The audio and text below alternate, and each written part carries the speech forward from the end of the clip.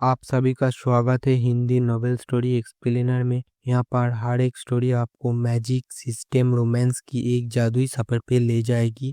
इस स्टोरी का सारा चरित्र, स्थान, घटना सब कुछ काल्पनिक है। इसे वास्तविकता से जोड़ने का प्रयास ना करें। चलिए स्टोरी की तरफ आगे बढ़ते हैं। उसकी चीख से निकली ध्वनि तरंगें बाहर निकलीं और अदृश्य ऊर्जा की किरणों में परिवर्तित हो गईं, जो अवरोध से टकराईं। कच बाधा पर तुरंत दरारें आ गईं। दरारें मकड़ी के जाले की तरह बड़ी होती गईं, जब तक कि एक काली बर्फ की तलवार उस पर नहीं गिर गई और पूरा अवरोध टूट गया। तीनों विशेषज्ञों ने मुंह से खून थूका। वे जानते थे कि वे उसका मुकाबला नहीं कर सकते, इसलिए वे एक एक करके घुटनों के बल बैठ गए। कृपया हमारी जान बख्श दो, देवी। हालांकि मोर्निंग ने उनकी बात अनसुनी कर दी। चूंकि उसने एक कदम आगे बढ़ाया था, इसका मतलब था कि वह इस दुनिया में अपनी सीमित शक्ति पहले ही खर्च कर चुकी थी। उसे यहाँ अपने समय का पूरा फायदा उठाना था। इसके अलावा ये तीनों लोग टूम मास्टर के लिए खतरा थे। चाहे वे कितनी भी विनती करें, वह नहीं रुकती। यह उसका सिद्धांत था। तुम चींटियों के झुंड, तुम इतनी बकवास क्यों कर रहे हो? मर जाओ। एक पल में काली बर्फ की तलवारों के समुद्र ने सब कुछ निगल लिया और जमीन में एक बड़ा गड्ढा खोद दिया। तीनों विशेषज्ञ बच नहीं पाए और उनके शरीर तलवारों के तूफान से छलनी हो गए, भले ही उन्होंने प्रतिरोध करने की पूरी कोशिश की हो। जब तक तलवारों का तूफान शांत हुआ, तब तक जमीन पर सिर्फ बर्फ और खून का एक तालाब था। एक प्राचीन शक्तिशाली विशेषज्ञ के क्रोध को सहने के लिए उनके पास क्या योग्यताएं थीं? कोई नहीं। केवल वध का देवता अभी जीवित था, लेकिन वह पहले ही जमीन पर गिर चुका था, क्योंकि उसके कांपते घुटने अब उसके शरीर को सहारा नहीं दे पा रहे थे। उन्होंने कभी नहीं सोचा था कि कुनलुन पर्वतों में ऐसा कोई विशेषज्ञ होगा। इससे भी महत्वपूर्ण बात यह है कि यह विशेषज्ञ येशितियान के पीछे खड़ा था। एक ही चाल से उसने 3 मूल राजा क्षेत्र विशेषज्ञों को मार डाला था।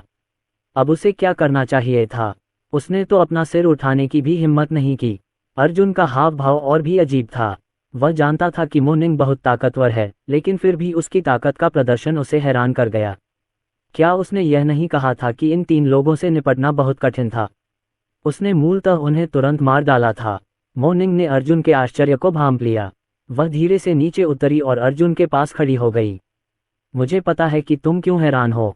मैंने अभी जो शक्ति छोड़ी है, वह वास्तव में बहुत शक्तिशाली थी, लेकिन मेरे शरीर में ऊर्जा के साथ मैं इसे केवल एक बार और छोड़ सकता हूँ। इसके अलावा मैंने उनके खिलाफ उनकी प्राचीन दुष्ट तकनीक की कुछ शक्ति का इस्तेमाल किया है। दुर्भाग्य से दाओ संप्रदाय के सांप्रदायिक गुरु यहाँ नहीं हैं, अन्यथा मैं निश्चित रूप से आपकी वर्तमान दुर्दशा को हल करने के लिए उसे मार देता। यह अफसोस की बात है कि यह अतिरिक्त शक्ति जल्द ही समाप्त होने वाली है। ये वास्तव में एक बर्बादी है।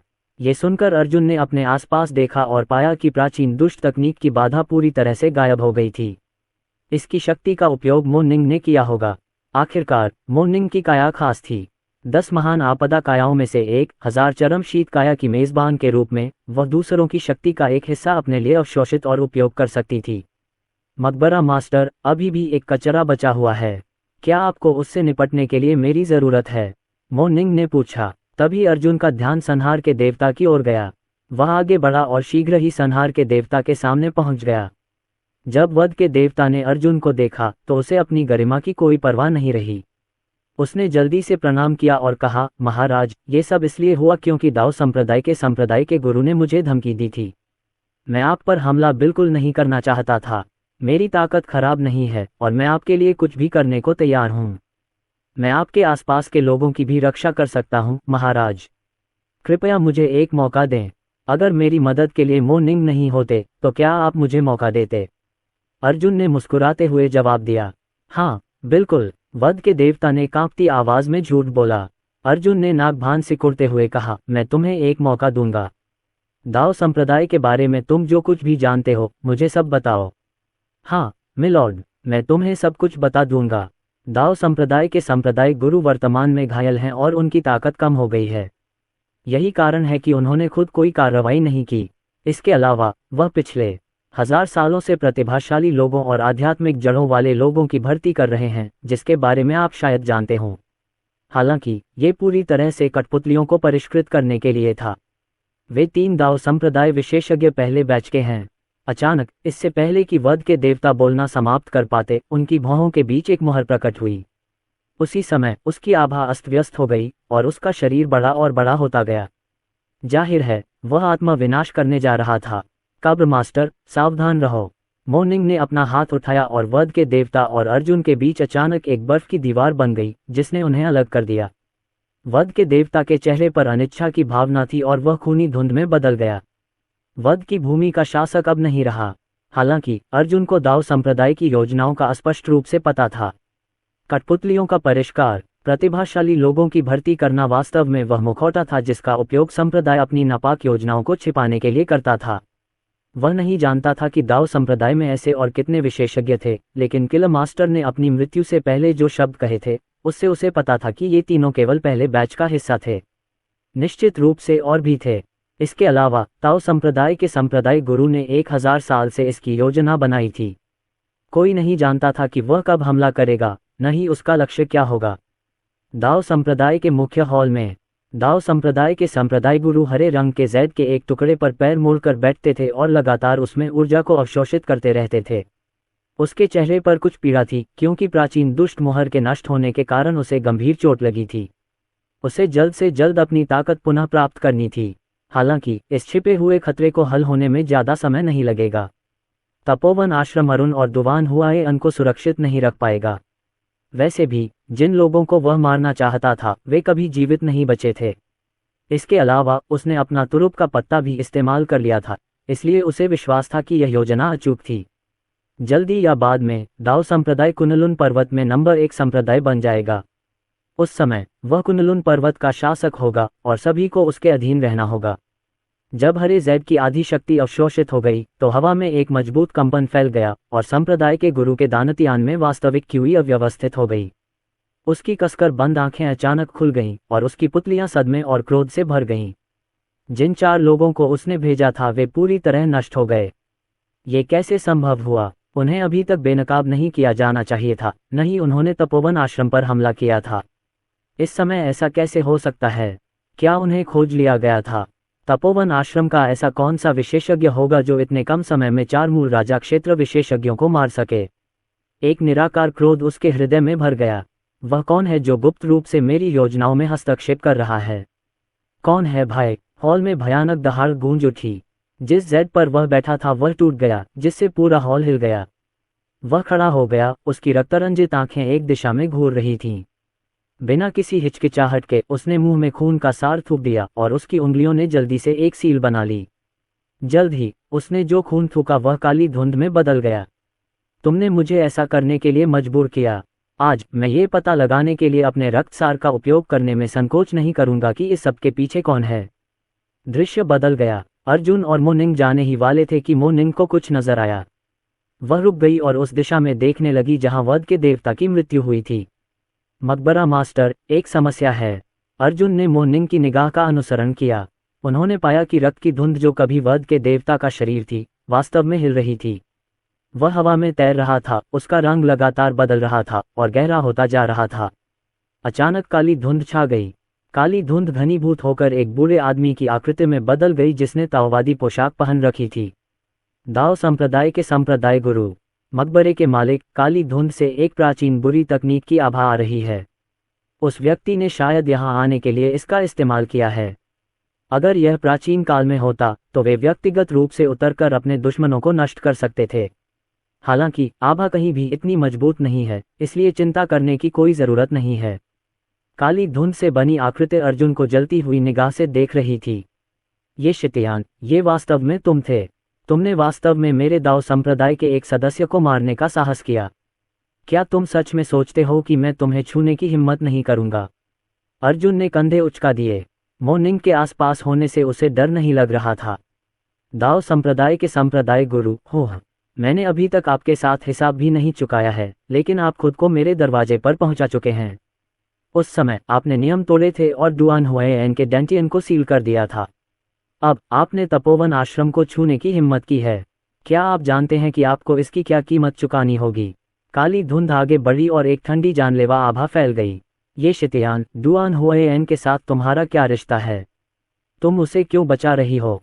अपनी शक्ति से किसी कूड़े के टुकड़े की मदद करने की बजाय आपको अस्तित्व के उच्चतर स्तर तक पहुंचने के लिए साधना पर ध्यान केंद्रित करना चाहिए। आप अपना साधना समय बर्बाद कर रहे हैं। अगर आप शपथ लेते हैं कि आप मेरे और डुआन हुएन के बीच झगड़े में हस्तक्षेप नहीं करेंगे तो आज से हमारे ऋण माफ कर दिए जाएंगे। अब से आप और मैं अपने मामलों के बीच एक स्पष्ट रेखा खींचेंगे और हम में से कोई भी एक दूसरे पर हमला नहीं करेगा। काली धुंध में दिख रही आकृति जाहिर तौर पर ये शितयान से डरी हुई थी। आखिरकार अरुण ही पहला व्यक्ति था जिसने उसकी प्राचीन दुष्ट तकनीक को इतनी आसानी से तोड़ दिया, इसलिए वह इस अज्ञात अस्तित्व के साथ समझौता ही कर सकता था। तुम मुझ पर दोबारा आक्रमण तो नहीं करोगे? अर्जुन ने उत्सुकता से पूछा। ये सही है। इस समय अर्जुन मुस्कुराए। भले ही तुम्हारा दाव संप्रदाय मुझ पर हमला न करे, मैं तुम पर हमला करूंगा। शांति की परवाह किसे है? मैं तुम्हें सलाह देता हूं कि तुम बाहर की हवा में कुछ और सांस लो। बहुत जल्द मैं खुद दाव संप्रदाय में जाकर तुम्हारा सिर काट दूंगा। क्या तुम सच में सोचते हो कि मैं तुम्हारा कुछ नहीं कर सकता? काली धुंध में वह आकृति क्रोधित थी। वह दहाड़ने लगा जैसे लुढ़कती हुई राक्षसी ऊर्जा अर्जुन की ओर बढ़ रही हो। यद्यपि वह ये शितयान को मार नहीं सका, लेकिन वह कम से कम उसके दाव हृदय को प्रभावित कर सकता था। ये देखकर कि काली धुंध अर्जुन को छूने वाली थी, मोनिंग अर्जुन के सामने खड़ी हो गई और संप्रदाय के गुरु से ठंडे स्वर में बोली, तुम्हारी हिम्मत कैसे हुई? क्या तुम सच में सोचते हो कि मेरे रहते तुम जो चाहो कर सकते हो? मोनिंग की उंगलियों ने एक मुहर बनाई और उसकी उंगलियों से एक चमकदार सुनहरी रोशनी तुरंत फूट पड़ी। सुनहरी रोशनी में प्राचीन अक्षर थे और धीरे धीरे एक ताबीज पर एक रून का रूप ले लिया, जो फिर आसमान से काली धुंध पर उतरा। जब संप्रदाय गुरु की नज़र ताबीज पर पड़ी तो अंततः उनकी नज़र अर्जुन के पास खड़ी लाल वस्त्रधारी महिला पर पड़ी। यह एक प्राचीन दुष्टता निरोधक तावीज था। क्या ये हमेशा के लिए खो नहीं गया था? आप वास्तव में कौन हैं? संप्रदाय गुरु का स्वर भय और आतंक से भरा था। प्राचीन दुष्टता दमनकारी तावीज उसके साधना पथ का शत्रु था। ये हजारों वर्षों से गायब था, इसलिए उनका मानना था कि ताबीज की विरासत हमेशा के लिए खो गई है। हालांकि इस समय ये फिर से इस युवती के हाथों में आ गया था। मोनिंग ने ठंडी सांस ली। उसने अपनी उंगली बाहर निकाली और हल्के से दबाया, जिससे प्राचीन बुराई दमन तावीज काली धुंध में जा गिरा। काली धुंध छट गई और रात के आकाश में दर्दनाक चीखें गूंजने लगीं। इस समय दाव संप्रदाय के संप्रदाय गुरु ने एक और कौर खून थूका। उसका चेहरा पीला पड़ गया। प्राचीन दुष्टता दमनकारी तावीज वास्तव में मानव दुनिया में फिर से प्रकट हुआ है। वह महिला कौन थी? क्या वह उस जगह से हो सकती है? क्या वहां का प्रवेश द्वार फिर से खुल गया है? यदि हॉल में कोई भी होता तो वह संप्रदाय गुरु की आवाज में भय को अवश्य महसूस कर सकता था। इसके अलावा प्राचीन बुराई दमन तावीज का उपयोग केवल एक निश्चित क्षेत्र से ऊपर के विशेषज्ञों द्वारा ही किया जा सकता था। वह लड़की इतनी छोटी थी, फिर भी वह उस अवस्था तक पहुंच गई थी। ये कैसे संभव था? यदि ऐसा होता तो वह युवती अकेले ही पूरे दाव संप्रदाय को दबाने में सक्षम हो सकती थी। इस समय तपोवन आश्रम के बाहर अर्जुन ने छंटते काले कोहरे पर नजर डाली और मोनिंग से पूछा, क्या तुम मुझे वह प्राचीन बुराई दमन तावीज तकनीक सिखा सकते हो? वह उससे काफी डरता हुआ लग रहा था। मोनिंग ने अपना सिर हिलाया। मकबरा मास्टर, यह एक प्राचीन तकनीक है जिसके इस्तेमाल के लिए व्यक्ति के साधना स्तर पर प्रतिबंध है। इसका इस्तेमाल केवल दावयुआन क्षेत्र के साधक ही कर सकते हैं। आप अभी केवल एक पारलौकिक क्षेत्र के साधक हैं। यदि आप इसे बलपूर्वक इस्तेमाल करते हैं तो बहुत संभावना है कि आपका शरीर फट जाएगा। अर्जुन ने एक लंबी सांस छोड़ी। जैसे ही वह बोलने वाला था, उसके शरीर से चटचटाहट की आवाजें आने लगीं और आसन सफलता की परिचित भावना उसके शरीर में उमड़ पड़ी। जब मोनिंग को एहसास हुआ कि क्या हो रहा है, तो उसकी उंगलियों ने एक मुहर बना ली। उसके आसपास की हर चीज उसकी चेतना से घिरी हुई लग रही थी। मकबरा मास्टर, अब मैं 5 किलोमीटर के दायरे में सब कुछ नियंत्रित कर रहा हूँ। मैं आपकी रक्षा करूंगा, इसलिए चिंता न करें और आगे बढ़ना शुरू करें। इसके अलावा मैं महसूस कर सकता हूं कि इस बार आपको जो बिजली का संकट झेलना पड़ेगा वह बहुत भयानक होगा। ठीक है। अर्जुन तुरंत ही पैर मोड़कर बैठ गया।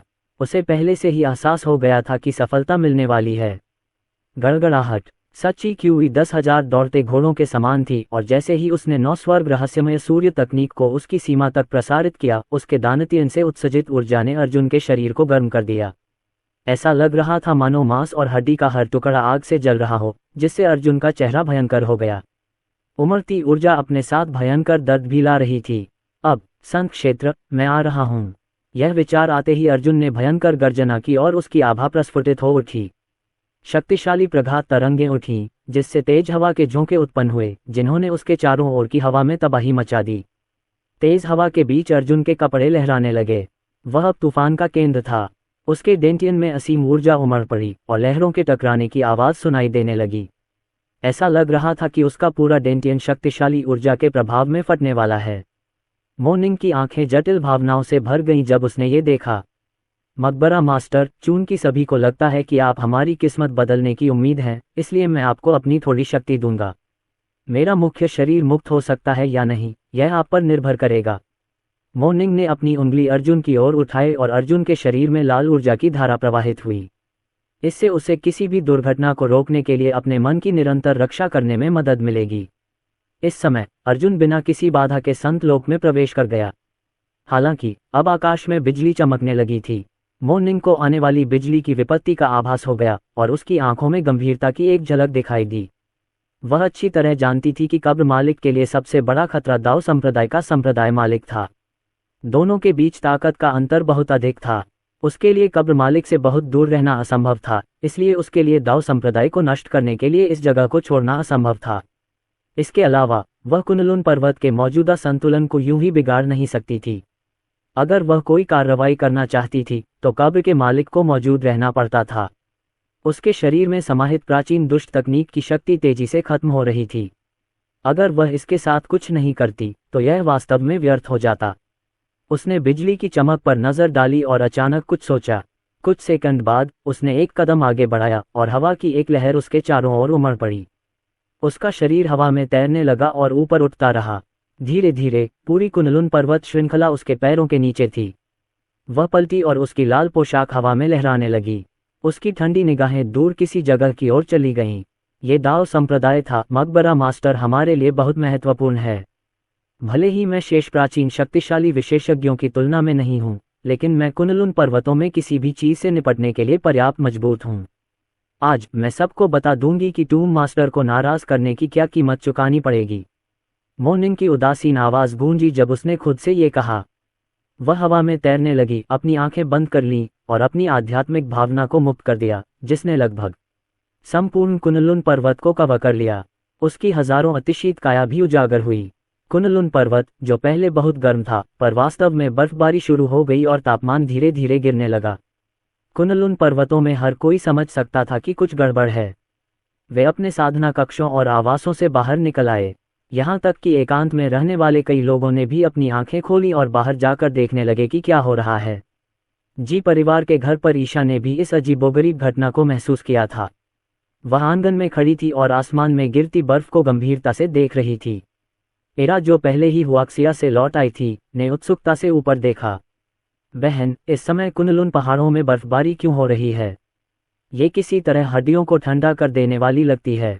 ईशा ने अपना सिर हिलाया। एरा, इस बर्फ में कुछ गड़बड़ है। ये संभवतः मानव निर्मित घटना है। अगर ऐसा है तो जिस व्यक्ति ने ये किया है वह शायद कोई प्राचीन अस्तित्व है। क्या ऐसा हो सकता है कि उस जगह का प्रवेश द्वार खुल गया हो? ये सही नहीं है। अगर यह कोई उच्चतर प्राणी होता तो ये सिर्फ बर्फ की तरह सरल नहीं होता। हालांकि ऐसा लगता है कि इसके भीतर अदृश्य क्रोध का एक अंश छिपा हुआ है। बर्फ। एरा ने उसकी बात सुनी और भौहें सिकोड़ लीं। बहन, क्या तुम बहुत ज्यादा सोच रही हो? लगता है कि तुम स्वर्ग की धरती से लौटने के बाद थोड़ी पागल हो गई हो। वद, ऐसा नहीं है कि मैं पागल हो रही हूँ, ईशा ने आह भरते हुए कहा, बल्कि मुझे नहीं पता कि यह कब शुरू हुआ, लेकिन कुनलुन पर्वतों की स्थिति पूरी तरह से बदल गई है। अगर हमें वास्तव में समय के किसी बिंदु पर वापस जाना है तो ये नाम के बाद होगा। शतियान प्रकट हुआ। एरा को स्वाभाविक रूप से ऐसी बातों की परवाह नहीं थी। उसने लापरवाही से आलू के चिप्स का एक पैकेट खोला और उन्हें अपने मुंह में ठूंस लिया।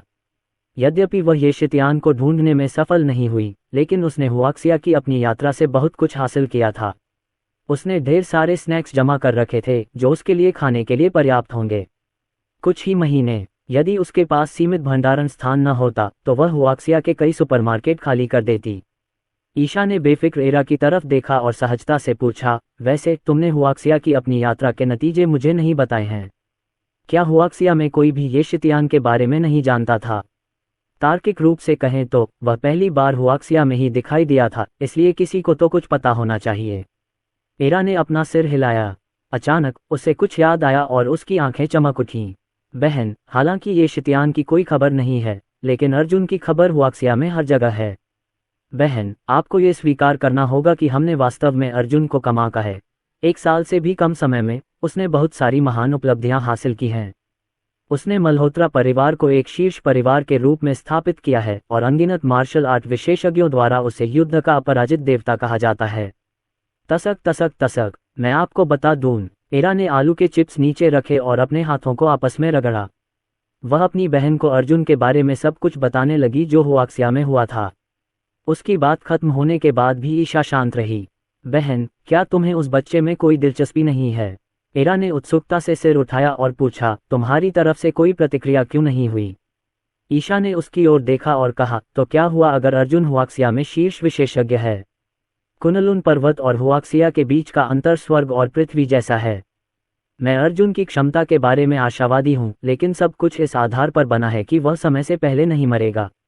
हालांकि इस आदमी ने कुछ दिनों में सियान फीनिक्स संप्रदाय की दादी हुआ के साथ जीवन या मृत्यु की लड़ाई तय करने का बेपरवाही से फैसला किया। क्या वह मौत को दावत नहीं दे रहा है? मैं उसे छोड़ दूंगा। मैंने वह सब कुछ कर दिया है जो मैं कर सकता था। वह जीवित रहेगा या नहीं, यह उसकी अपनी किस्मत पर निर्भर करता है। यह सुनकर एरा का मुंह खुला का खुला रह गया। वह जानती थी कि सियान फीनिक्स संप्रदाय की दादी हुआ किस स्तर की ताकत तक पहुंच चुकी हैं। आखिरकार वह एक प्रमुख संप्रदाय की बुजुर्ग थीं। अर्जुन उसे चुनौती देना चाहता था। क्या वह पागल था? भले ही वह फॉर्मेशन जानता हो और तेजी से सुधार कर रहा हो, फिर भी उसे ऐसा नहीं करना चाहिए था। यह स्पष्ट था कि वह एक अंडे से चट्टान पर प्रहार कर रहा था। जैसे ही वह कुछ कहने वाली थी, अचानक आसमान में एक लाल रंग की आकृति प्रकट हुई। छाया आकृति सभी के सिर के ऊपर तैर रही थी और ऐसा लग रहा था जैसे कोई देवी उतर आए हो। बहन, देखो, आसमान में वो आकृति, ये कैसे संभव है? ईशा ने भी स्वाभाविक रूप से लाल वस्त्र पहने उस महिला को आकाश में तैरते हुए देखा था और वास्तव में वह उसकी तुलना में स्वयं को बहुत तुच्छ महसूस कर रही थी। जैसा कि अपेक्षित था, यह अजीब बर्फ एक शक्तिशाली विशेषज्ञ से संबंधित है। मुझे आश्चर्य है कि वह यहाँ क्यों उतरी है। इस समय मोनिंग की आभा अकल्पनीय ऊंचाइयों तक पहुंच रही थी। उसकी पतली उंगलियों ने एक मुहर बना ली और दुनिया में सन्नाटा छा गया। अचानक उसकी बर्फीली निगाहें दाओ संप्रदाय की ओर चली गईं। उसने अपना मुंह खोला और उसने प्राचीन दुष्ट तकनीक से जो शक्ति ग्रहण की थी और उसके डेंटियन में जो सच्ची की हुई थी, वह एक साथ मिल गई। कुनलुन पर्वतों में रहने वाले सभी चींटियों, सुनो। आज हजारों चरम शीत रहस्यमय युवती दुनिया में उतरी है और उसने अरुणा को अपना अंतिम शिष्य स्वीकार किया है। हालांकि कुनलुन पर्वत लापरवाह थे और उन्होंने मेरे प्रिय शिष्य को अपमानित करने का दुस्साहस किया। मैं क्रोध से जल रहा हूं और सही मायने में मुझे अपमानजनक संप्रदाय को मिटा देना चाहिए था, लेकिन मैं अपने शिष्य के प्रशिक्षण को बर्बाद नहीं करना चाहता। इसलिए मैं तुम चींटियों को सूचित करता हूं कि यदि तुम मेरे शिष्य को चुनौती देना चाहते हो तो तुम उसे केवल खुले तौर पर चुनौती दे सकते हो। अगर दाओ संप्रदाय या अन्य संप्रदाय मेरे शिष्यों पर गुप्त रूप से हमला करने की हिम्मत करते हैं तो मैं निश्चित रूप से पूरे कुनलुन पर्वत को समतल कर दूंगा। जब तक सभी का सफाया नहीं हो जाता, मैं चैन से नहीं बैठूंगा। उसके ठंडे शब्द पूरे कुनलुन पर्वत पर गड़गड़ाहट की तरह गूंज उठे। दाओयुआन क्षेत्र से नीचे का प्रत्येक साधक इसे सुन सकता था, यहाँ तक कि यह कानों को बहरा कर देने वाला था। हालांकि यह अंत नहीं था। मोनिंग ने अपना हाथ खोला और अचानक हवा में एक विशाल बर्फ की तलवार बन गई। गड़गड़ाहट, गड़गड़ाहट की आवाज के साथ विशाल बर्फ की तलवार अचानक आसमान से तेजी से गिर पड़ी। चारों ओर तीव्र चिंगारियां घूमने लगी और ऐसा लगा जैसे कोई उल्कापिंड अंतरिक्ष से जमीन पर गिर रहा हो। टकराना, बर्फ की तलवार कुनलुन पर्वत के विशाल मैदान में जा गिरी। जमीन सभी दिशाओं में फट गई और अनगिनत पौधे सूख गए और अपनी जीवन शक्ति खो बैठे। पूरा कुनलुन पर्वत बहुत देर तक कांपता रहा। यह एक प्राचीन शक्तिशाली विशेषज्ञ का प्रतिरोध था। मोनिंग अच्छी तरह जानती थी कि वह बाहरी दुनिया में जितना समय छोड़ चुकी है, उसमें वह दाओ संप्रदाय को मिटाने में असमर्थ है, लेकिन वह कम से कम इस पद्धति का उपयोग करके पूरे कुनलुन पर्वत को डराने में सक्षम है। यदि दाओ संप्रदाय अर्जुन पर हमला करना चाहता था तो उन्हें उसे क्रोधित करने के परिणामों पर विचार करना होगा। इसके अलावा चूंकि उसने कुनलुन पर्वतों में सभी के सामने दाओ संप्रदाय को बुलाया था, इसलिए अनगिनत विशेषज्ञ होंगे जो सबसे खराब स्थिति से बचने के लिए गुप्त रूप से दाओ संप्रदाय को प्रतिबंधित करना शुरू कर देंगे।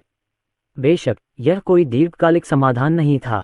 एक बार जब अर्जुन के पास इतनी ताकत आ गई कि वह दाओ संप्रदाय को व्यक्तिगत रूप से मिटा सके, तो आखिरकार सब कुछ एक उचित और अंतिम समाधान पर आ जाएगा।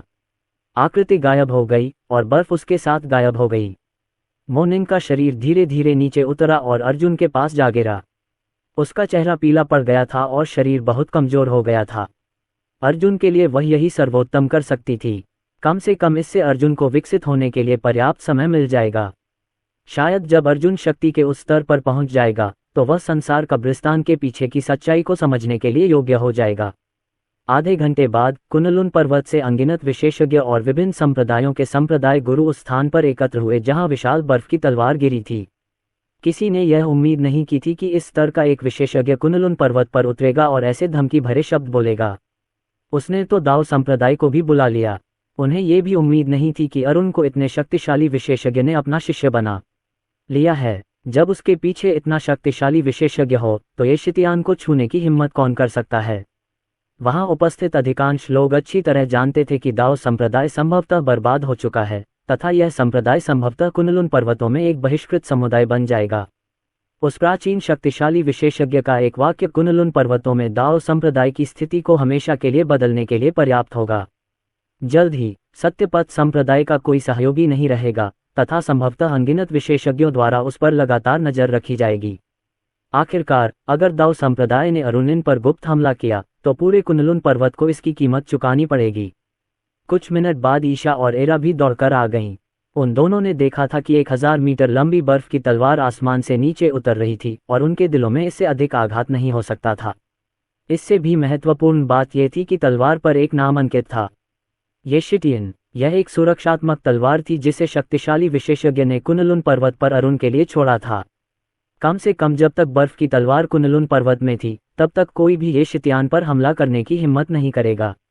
येशिटियन। ईशा ने अपनी पतली उंगलियां भींच लीं और उसके जोड़ों के चटकने की आवाज सुनाई देने लगी। उसे एहसास हुआ कि उसके और अरुण के बीच की दूरी बढ़ती जा रही है। वह मूलतः इस व्यक्ति को अपना साधना लक्ष्य बनाना चाहती थी, लेकिन अब ऐसा लग रहा था कि उनके बीच की खाई बहुत गहरी हो गई है। हालांकि इससे वह निराश नहीं हुई, इसके बजाय इससे उसकी लड़ने की भावना और बढ़ गई। बहन, जब अरुण के पीछे इतना शक्तिशाली विशेषज्ञ है तो वह अभी भी खुद को क्यों छुपा रहा है? वास्तव में ऐसा लगता है कि उसे दाओ संप्रदाय द्वारा दयनीय स्थिति में धकेल दिया गया था। ऐसा नहीं होना चाहिए। ईशा ने अपना सिर हिलाया। संपूर्ण कुनलुन पर्वत येशिटियन की पहचान का पता लगाने की कोशिश कर रहे हैं, लेकिन चूंकि वह दिखाई नहीं दे रहा है इसलिए हम इसके बारे में कुछ नहीं कर सकते। अब हम केवल इंतजार कर सकते हैं। हालांकि इस लड़के का पैटर्न अनोखा है। वह हर आधे महीने में एक बार दिखाई देगा। एरा का दिमाग घूम गया और वह बुदबुदाई, तो फिर क्या वह अगली बार जीनियस कंपटीशन में नहीं आएगा? ईशा के चेहरे पर उदासी छा गई, लेकिन वह कुछ और नहीं बोली। उसे ऐसी ही उम्मीद थी, लेकिन अरुण को इस प्रतियोगिता की परवाह क्यों होगी? उनका मंच बड़ा होना चाहिए। ठीक है बहन, अगर अरुण जी परिवार का सदस्य बन जाता है तो क्या जी परिवार को कभी अपनी सुरक्षा के बारे में चिंता नहीं करनी पड़ेगी? तुम खुद को बलिदान क्यों नहीं कर देती बहन? अरुण एकदम सही उम्मीदवार है, अर्जुन से कहीं बेहतर। अगर तुम तैयार नहीं हो तो हमें मेरे 18 साल का होने तक इंतजार करना होगा। इसमें कई साल लगेंगे। अगर कोई और उससे पहले मिल गया तो क्या होगा? ईशा ये सुनकर अवाक रह गई। इस समय दाओ संप्रदाय के मुख्य हॉल में सैकड़ों शिष्य दरवाजे के बाहर घबराए हुए खड़े थे। वे कुनलुन पर्वतों में अपनी शक्तिशाली स्थिति के कारण सत्यमार्ग संप्रदाय में शामिल हुए थे। अपने दोस्तों और परिवार के बीच भी वे बेहद सम्मानित थे। हालांकि उस शक्तिशाली विशेषज्ञ के एक वाक्य से अब दाओ संप्रदाय बंद हो गया था। हर कोई संप्रदाय छोड़ने पर विचार कर रहा था। यहाँ तक कि कुछ बुजुर्ग जो दशकों से दाओ संप्रदाय में थे वे भी झिझक रहे थे। चरमराहट। दरवाजा अचानक खुल गया। बाहर पूरी तरह अराजकता थी। संप्रदाय मास्टर येशिटियन। वह जैसे ही कोई शिष्य बोलना शुरू करता उसका शरीर खूनी धुंध में बदल जाता। संप्रदाय के गुरु की हरकतें निर्दयी और निर्णायक थीं। भीड़ पूरी तरह शांत हो गई। तभी संप्रदाय का गुरु भीड़ के सामने आया। इस समय ऐसा लग रहा था कि वह दशकों बूढ़ा हो गया है और वह शारीरिक और मानसिक रूप से थक चुका है। उसने अपना सिर उठाया और उसकी धुंधली आंखों में ठंडक की एक झलक दिखाई दी। मेरे सामने अरुणिन का जिक्र कभी मत करना। मुझे पता है कि तुम उस शक्तिशाली विशेषज्ञ की धमकी से डरे हुए हो। हालांकि उस शक्तिशाली विशेषज्ञ ने यह स्पष्ट कर दिया कि जब तक हम गुप्त रूप से हमला नहीं करते तब तक सब ठीक है। क्या हम अरुण को खुलेआम नहीं मार सकते? कुछ ही दिनों में प्रतिभा प्रतियोगिता आयोजित की जाएगी। ये कुनलुन पर्वत के लिए एक भव्य अवसर है। हालांकि यह संभावना नहीं है कि अरुण इसमें भाग लेंगे। हालांकि दाओ संप्रदाय की प्रतिष्ठा को धक्का लगा है। हमें जो खोया है उसे वापस लेना होगा। मेरी बस एक ही विनती है, इस स्वर्ण युग में दाओ संप्रदाय को शासक बनना चाहिए। याद रखना, अगर तुम प्रथम स्थान नहीं पा सके तो तुम मर जाओगे। अंत में मैं यहाँ सभी को बता दूं, हमें इस रहस्यमय शक्तिशाली विशेषज्ञ से डरने की जरूरत नहीं है। आज हालांकि हमारा दाओ संप्रदाय उसका मुकाबला नहीं कर सकता, लेकिन एक बार हमारी योजना सफल हो जाने पर हमारे पास उससे लड़ने की योग्यता होगी। तपोवन आश्रम। बिजली की चमक खत्म हो गई। अर्जुन ने अपनी आंखें खोली और धीरे धीरे सांस छोड़ी। इस बार वह संत क्षेत्र के तीसरे स्तर तक पहुंच गया था। वह काफी संतुष्ट था। कम से कम वह बिना किसी ट्रम्प कार्ड का उपयोग किए कुछ संत राजा क्षेत्र विशेषज्ञों के खिलाफ लड़ सकता था। बेशक कुछ तुरुप के पत्तों और अन्य तकनीकों की मदद से वह कुछ मूल क्षेत्र या यहाँ तक कि कुछ प्रारंभिक चरण के मूल राजा क्षेत्र विशेषज्ञों को संभालने में सक्षम हो सकता है। वह खड़ा हुआ और मोनिंग को अपने बगल में देखा। हालांकि वह अभी अभी आगे बढ़ रहा था, फिर भी उसे कुछ बातें पता थीं जो उसने की थीं। वह अच्छी तरह जानता था कि ऐसा करने से मोनिंग को बहुत नुकसान हुआ है। चाहे कुछ भी हो, वह इस उपकार को याद रखेगा। धन्यवाद, अर्जुन ने शांति से कहा। मोनिंग के होठों पर मुस्कान आ गई। मकबरा मास्टर, मैं आज अपने पिछले अपराध का बदला चुका रहा हूँ। अर्जुन ने कुछ सोचा और पूछा, ठीक है, चून की समस्या हल हो गई है, तो आप मुझसे कौन सी शर्त चाहते हैं? मोनिंग ने अपने लाल होठों को काटा और कुछ सेकंड के लिए हिचकिचाते हुए कहा, मकबरा मास्टर, जब मैंने मो परिवार छोड़ा तो मैंने प्यार के सभी संबंधों को तोड़ दिया और पूरे दिल से महान दाव का पीछा किया। हजारों चरम ठंडे शरीर के कारण मैं ठंडा पैदा हुआ और मो परिवार के लिए ज्यादा कुछ नहीं कर सका। उस प्राचीन युद्ध के बाद मेरा सबसे बड़ा जुनून और अफसोस मो परिवार था। मुझे उम्मीद है कि आप एक दिन मो परिवार से मिलेंगे और उनकी देखभाल करेंगे। अर्जुन ने सिर हिलाया। उसने कुनलुन पर्वतों में मो परिवार के बारे में कभी नहीं सुना था और उपनाम मो अत्यंत दुर्लभ था। हालांकि चूंकि मोनिंग ने अनुरोध किया था, इसलिए वह स्वाभाविक रूप से सहमत हो गए। धन्यवाद टूम मास्टर, मैं अभी संसार कब्रिस्तान में प्रवेश करूंगा। आखिरकार मैं अब केवल एक दिव्य आत्मा हूं और बाहरी दुनिया में ज्यादा समय तक नहीं रह सकता। मोनिंग का शरीर पहले थोड़ा झुका और फिर पूरी तरह से गायब हो गया। अर्जुन भी यहाँ अधिक समय तक नहीं रुकना चाहता था, इसलिए वह कजंगशुआन चोटी की संरचना की ओर चला गया। वह भी कुछ कदम ही चला था कि अचानक उसे कुछ महसूस हुआ। संसार कब्रिस्तान से एक अजीब सी हलचल आ रही थी। यह असामान्यता मोनिंग से नहीं, बल्कि धर्मेंद्र की समाधि से आई है। धर्मेंद्र ने पुरातन भ्रामक वास्तविकता की गोली खा ली थी और कहा था कि वह उस प्राचीन युद्ध और संसार कब्रिस्तान से संबंधित कुछ जांच करना चाहता था। हालांकि इतने लंबे समय के बाद भी कोई खबर नहीं थी। इसके बावजूद अर्जुन चिंतित नहीं था।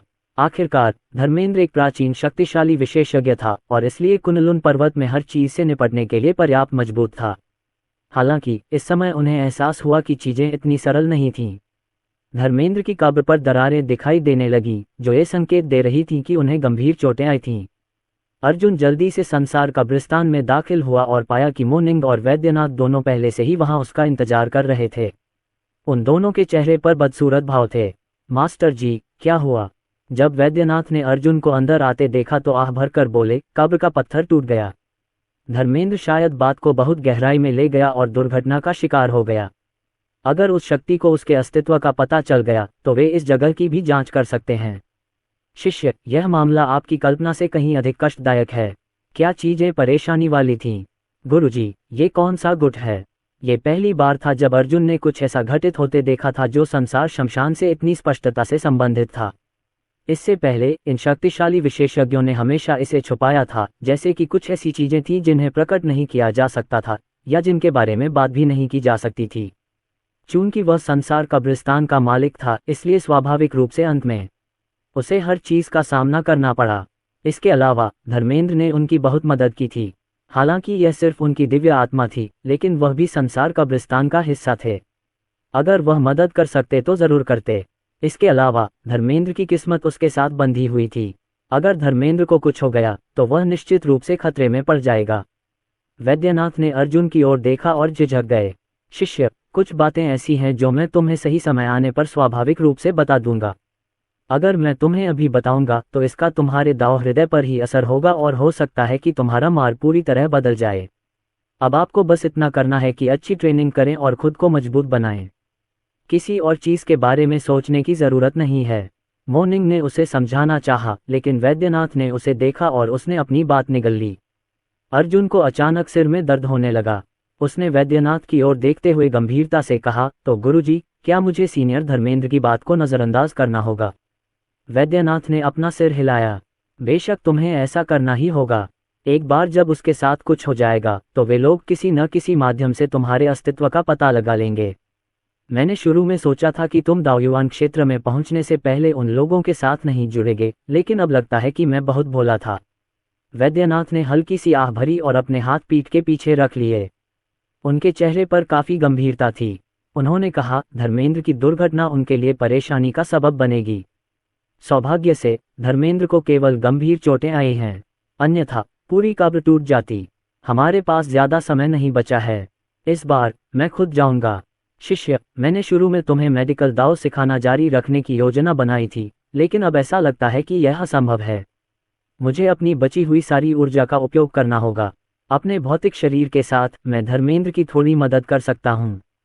अभी सबसे महत्वपूर्ण बात ये पता लगाना है कि वह कहाँ है। वैद्यनाथ ने अब संकोच नहीं किया। वह क्रॉस लेग करके बैठ गया और उसकी बूढ़ी उंगलियां लगातार मुहरें बना रही थीं। उनका दानतीन चमकदार प्रकाश से चमक रहा था, क्योंकि उनकी दिव्य आध्यात्मिक ऊर्जा ने पूरे संसार कब्रिस्तान को ढक लिया था। लगभग 100 कब्रें पागलों की तरह हिलने लगीं। कुछ सेकंड बाद वैद्यनाथ की आंखें अचानक खुल गईं। उन्होंने अपने सामने की जगह की ओर इशारा किया और एक छवि उभरी। छवि प्रक्षेपण में एक बंजर भूमि को दिखाया गया था, जिसमें टूटी दीवारें और हर जगह खंडहर थे, जैसे कि यह युद्ध की लपटों से जल गई हो। वहां की जमीन खून से लथपथ थी। रक्तलाल रोशनी के नीचे एक बूढ़ा व्यक्ति एक पत्थर की मूर्ति के पास लेटा हुआ था। उसके शरीर से हल्की बिजली की किरणें निकल रही थीं। वह बेहद कमजोर दिख रहा था।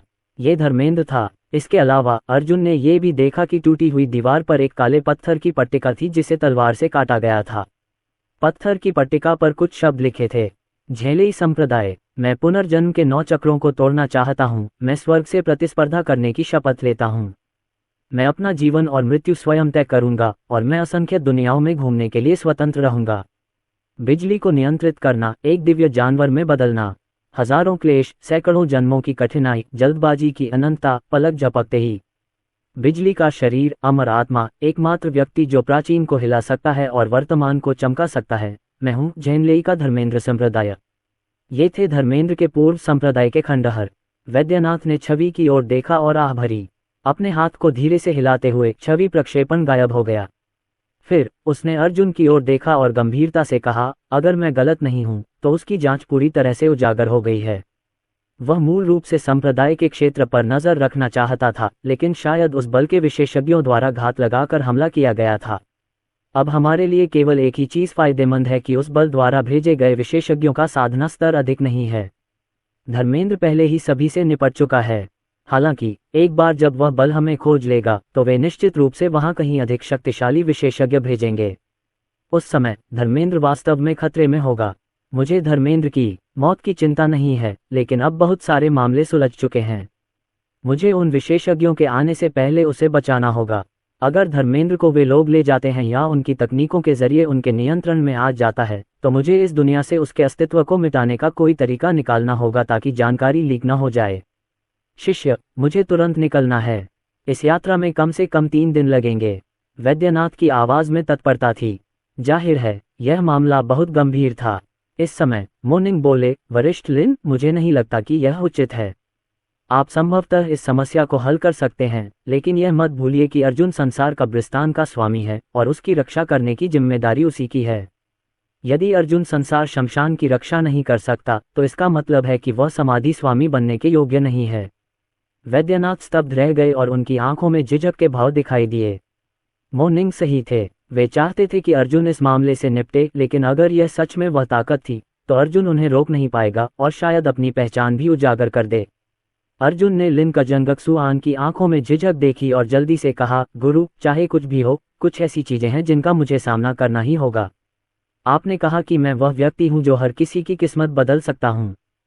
चूंकि सभी की उम्मीदें मेरे कंधों पर टिकी हैं, अगर मैं इस समय पीछे हट गया तो मैं भी खुद को नीचा देखूंगा। फिर मैं वह व्यक्ति बनने के योग्य कैसे हो सकता हूं जिसकी आप सभी मुझसे उम्मीद करते हैं। मैं इतना मूर्ख नहीं हूं कि इस बार अपनी असली पहचान बता दूं। ये शिटियन की पहचान ही काफ़ी है। अगर कोई खतरा है और मैं उसे संभाल नहीं सकता तो तुम कार्रवाई कर सकते हो मालिक। अर्जुन की आंखें दृढ़ संकल्प से भरी थीं। कुछ सेकंड बाद वैद्यनाथ ने समझौता कर लिया। ठीक है, हालांकि शिष्य, आपको पूरी प्रक्रिया के दौरान मेरे निर्देशों को सुनना होगा। आप अपनी मर्जी से काम नहीं कर सकते। हाँ मास्टर। बाद में अर्जुन ने अपने माता पिता, तपोवन आश्रम के कुलपति और अन्य लोगों को विदाई दी। हालांकि उसके माता पिता थोड़े अनिच्छुक थे, लेकिन वे भी देख सकते थे कि यह मामला अर्जुन के लिए कितना महत्वपूर्ण था। किसी ने ज्यादा कुछ नहीं पूछा और सिर्फ अर्जुन को सावधान रहने को कहा। उसके बाद अर्जुन दुवान हुएन के साधना स्थल पर पहुंचा। चूंकि दरवाजा कसकर बंद था, इसलिए उसने कई बार खटखटाने की कोशिश की। अंत में जब उसने देखा कि उसके गुरु एकांत से बाहर आने के कोई संकेत नहीं दे रहे हैं, तो वह जाने के लिए तैयार हो गया। अप्रत्याशित रूप से कुछ कदम चलने के बाद दरवाजा खुला और डुआन हुएन बाहर चला गया। शिष्य, चूंकि तुम यहाँ हो तो अंदर आ जाओ। डुआन हुएन मुस्कुराया। अपने डेंटियन के ठीक होने से उसे ऐसा महसूस हुआ मानो उसका पुनर्जन्म हुआ हो। उसका मुंह अवर्णनीय रूप से खुश था। अर्जुन ने पलटकर देखा। वह स्पष्ट रूप से देख सकता था कि उसके गुरु की आभा बहुत अधिक स्थिर और शक्तिशाली हो गई थी, जो कि उस समय की तुलना में बहुत अधिक थी जब उसकी साधना पुनः बहाल हुई थी। क्या वह फिर से टूट गया? शिष्य, तुम सही समय पर आए हो। उस समय मेरा डेंटियन अपंग था और मैं मार्शल आर्ट नहीं सीख सकता था। अब जब मैं ठीक हो गया हूँ तो समय आ गया है कि मैं तुम्हें कुछ सिखाऊं। जब अर्जुन ने ये सुना तो उसने अपने हाथ जोड़े और कहा, गुरुजी, मैं आपसे विदा लेने आया हूँ। मुझे तुरंत एक जरूरी काम निपटाना है और मुझे कुछ दिनों के लिए बाहर जाना पड़ सकता है। डुआन हुएन की आंखें सिकुड़ गईं और उसने आश्चर्य से पूछा, कुनलुन पर्वत की प्रतिभा प्रतियोगिता कुछ ही दिनों में है। इसके अलावा आप पहले से ही सियान फीनिक्स संप्रदाय की दादी हुआ से द्वंद्व युद्ध के लिए सहमत हो गए हैं। क्या आप वाकई अब जाना चाहते हैं? अर्जुन ने दृढ़ता से सिर हिलाया। मास्टर, यह मामला मेरे लिए बहुत महत्वपूर्ण है। जैसे ही यह सुलझ जाएगा, मैं जल्द से जल्द प्रतिभा प्रतियोगिता में भाग लूंगा। क्या तुम्हें मेरी ज़रूरत है कि मैं तुम्हारे साथ चलूं?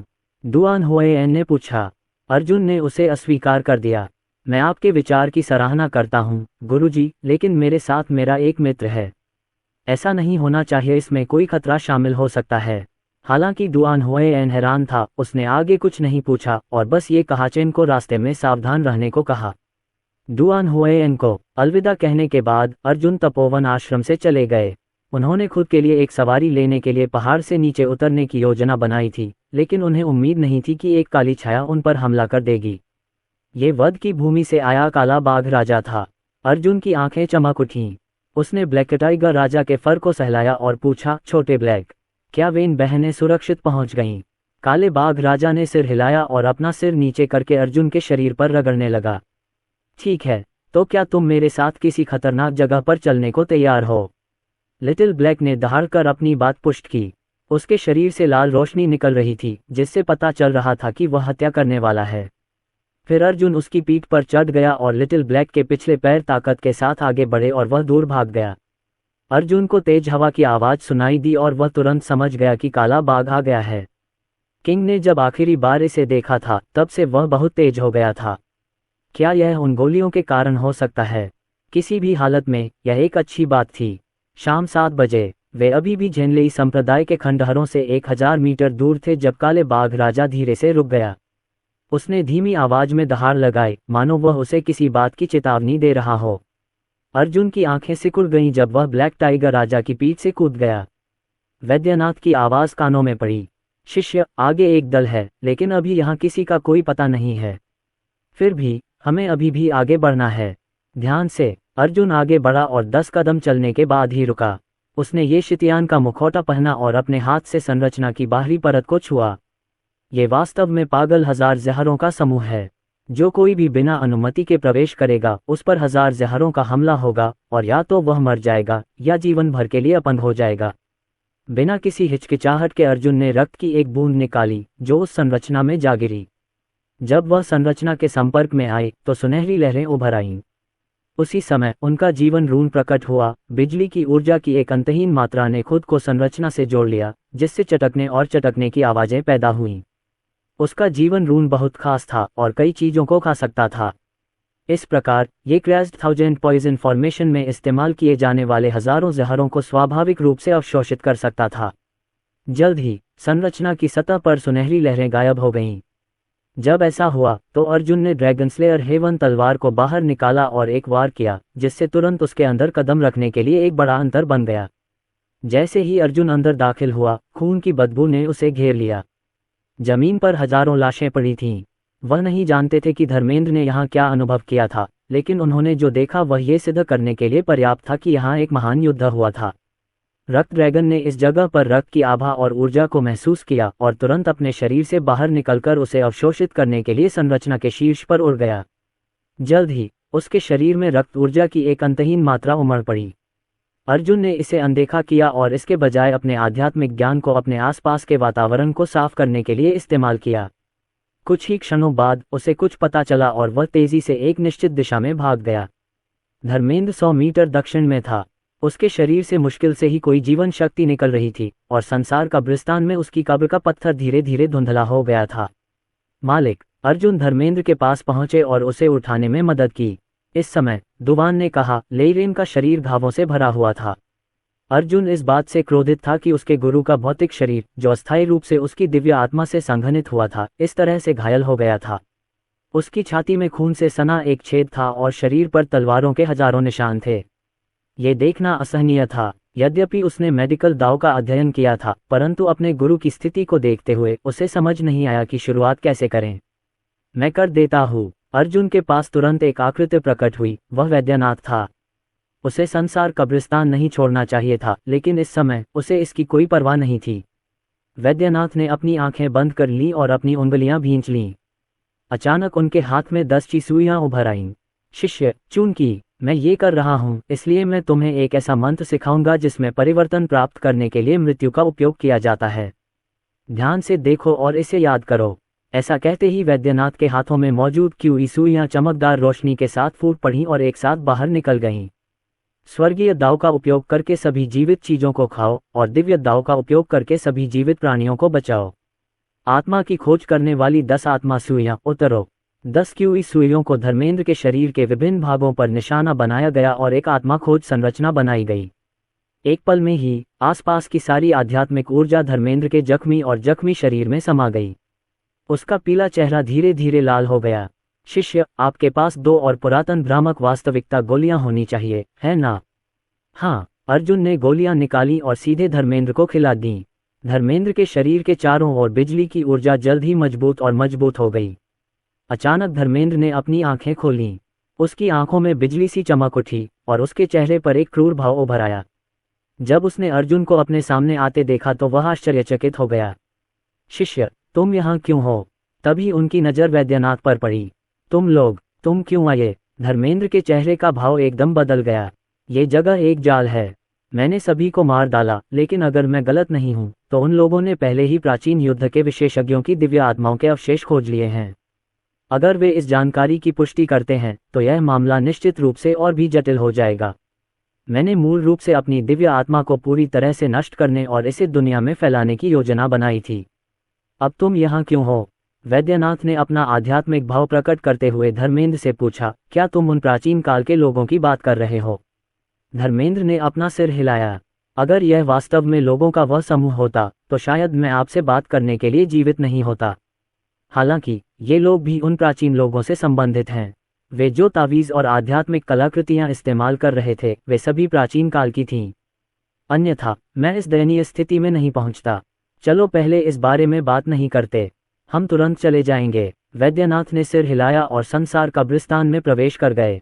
दूसरी ओर धर्मेंद्र इतनी बुरी तरह घायल हो गया था कि वह उस समय अंदर नहीं जा सका। अर्जुन ने सीटी बजाई और लिटिल ब्लैक तुरंत उसके पास आ गया। उसने धर्मेंद्र को बाघ की पीठ पर बिठाया।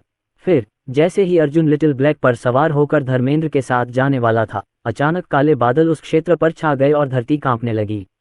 बर्फीली ठंडी ऊर्जा की एक लहर बह निकली और मूल रूप से टूटा हुआ क्रैश्ड थाउजेंड पॉइजन फॉर्मेशन पूरी तरह से बहाल हो गया। जब धर्मेंद्र ने ये दृश्य देखा तो उनके हाव भाव एकदम बदल गए। अर्जुन, तुरंत चले जाओ, मुझे पीछे छोड़ दो, मैं खुद को बचा सकूंगी। अगर तुम अभी नहीं गए तो बहुत देर हो जाएगी। अर्जुन, इस बार तुम्हें मेरी बात माननी होगी। तभी संसार कब्रिस्तान से वैद्यनाथ की करुण आवाज गूंजी, यहाँ से जाने की कोई जरूरत नहीं है, बहुत देर हो चुकी है। लेकिन यह अच्छी बात है, हम इन लोगों की पहचान पता लगा सकते हैं। उन्हें कुछ तो पता होना चाहिए। शिष्य, क्या तुम तैयार हो? वैद्यनाथ की आवाज़ सुनकर अर्जुन ने अपने सामने की जगह को देखा। ड्रैगन स्लेयर हेवन स्वॉर्ड में एक ठंडी हत्या की मंशा झलक रही थी। मैं हमेशा युद्ध के लिए तैयार हूँ। धर्मेंद्र ने उन दोनों की ओर देखा और आगे कुछ नहीं बोला। उनके शरीर में अब ज्यादा ताकत नहीं बची थी। अगर वैद्यनाथ उन्हें मौत के मुंह से न निकालते तो उनकी दिव्य आत्मा शायद पहले ही विलीन हो चुकी होती। इससे पहले जो चीज उसे जीवित रखती थी वह थी उसकी इच्छाशक्ति और उसके दिल में जुनून के अलावा और कुछ नहीं। कुछ सेकंड बाद काले बादलों ने झेनलेई संप्रदाय के खंडहरों को ढक लिया और पागल हजार विश्व संरचना किसी चीज से दो भागों में विभाजित हो गई। अनगिनत कदमों की आवाज से जमीन हिल गई और ऐसा लग रहा था जैसे कोई सेना उन पर टूट पड़ी हो। जल्द ही अर्जुन ने देखा कि दर्जनों आकृतियां उसकी दृष्टि क्षेत्र में प्रवेश कर रही हैं। नेता एक लंबे बालों वाला युवक था जो सफेद लबादा पहने हुए था। उसकी पीठ पर एक तलवार थी जो फटे कपड़े में लिपटी हुई थी और रहस्यमयी आभा बिखेर रही थी। इसके अलावा लंबे बालों वाला वह युवक वास्तव में एक लाल अजगर पर सवार था जो 10 मीटर से भी अधिक लंबा था। अजगर ने अपनी जीभ बाहर निकाली, उसकी आंखें ठंडी चमक रही थीं। विशालकाय अजगर के पीछे खड़े दर्जनों लोग पूरी तरह से हथियारों से लैस थे और उन सभी के मन में हत्या करने की मंशा थी। उनके कपड़ों पर एक आकर्षक प्रतीक चिन्ह था जो तलवार के आकार का था, जिस पर प्राचीन शिलालेख खुदे हुए थे तथा उसके चारों ओर लाल लपटें थीं। सभी लोग वहीं रुक गए और अनगिनत निगाहें अर्जुन और धर्मेंद्र पर टिक गईं। यहाँ तक कि लंबे बालों वाला युवक भी उनकी ओर आश्चर्य से देखने लगा। मैं मूल रूप से लाश इकट्ठा करना चाहता था, लेकिन ऐसा लगता है कि मुझे अप्रत्याशित रूप से लाश मिल गई। बच्चे, उस व्यक्ति के साथ तुम्हारा क्या रिश्ता है? तुम यहाँ क्यों हो और तुम कौन हो? मुझे जवाब दो। लंबे बालों वाला वह युवक उदासीन दिख रहा था, लेकिन उसकी आवाज में एक निर्विवाद स्वर था। वह एक नज़र में ही अर्जुन के साधना स्तर का पता लगा सकता था। संत क्षेत्र। हालांकि वह नहीं जानता था कि कोई इतना कमजोर व्यक्ति यहाँ क्यों आया है, लेकिन इससे कोई फर्क नहीं पड़ता था। एक घटिया संत लोक साधक और एक शक्तिहीन दिव्य आत्मा, दोनों ही आसान शिकार थे। हालांकि उसने स्पष्ट रूप से ये शितयान के बारे में नहीं सुना था, अन्यथा वह मुखौटे को पहचान लेता।